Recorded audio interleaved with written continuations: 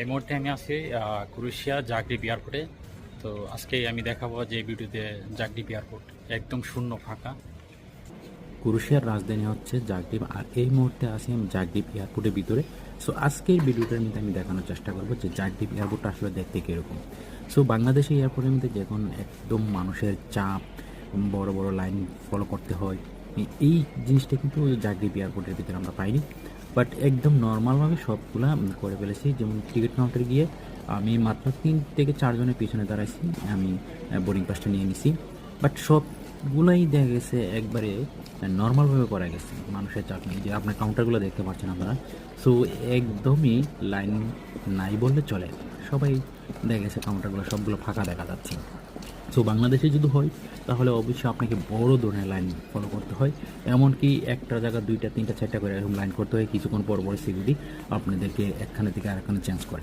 কিন্তু এই জিনিসটা কিন্তু এখানে হয়নি। আপনি যে লাইনে দাঁড়িয়েছেন এই লাইনে আপনি আপনার কাজগুলো, বোর্ডিং পাসগুলো সংগ্রহ করে নিয়ে চলে গেছেন, কিন্তু একদমই গ্যাদারিং নেই।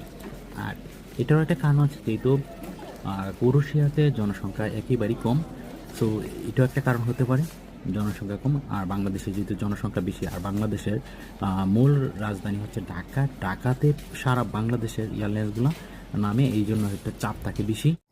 এই মুহূর্তে আমি আছি ক্রোয়েশিয়ার জাগরেব এয়ারপোর্টের সামনে। সো এটা হচ্ছে ক্রোয়েশিয়ার জাগরেবের এয়ারপোর্টের সামনের অংশটা। তো আজকের ভিডিওতে আমি দেখানোর চেষ্টা করব।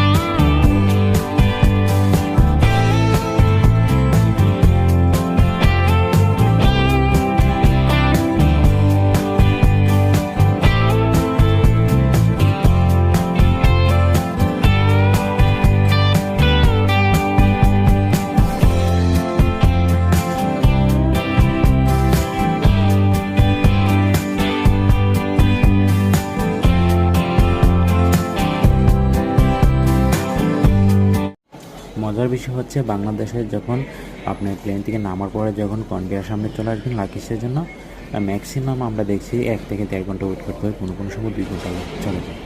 আর আমরা যখন ক্রোয়েশিয়া এয়ারপোর্টে চলে আসলাম, আসার সাথে সাথে আমরা লাগেজ পেয়ে গেছি।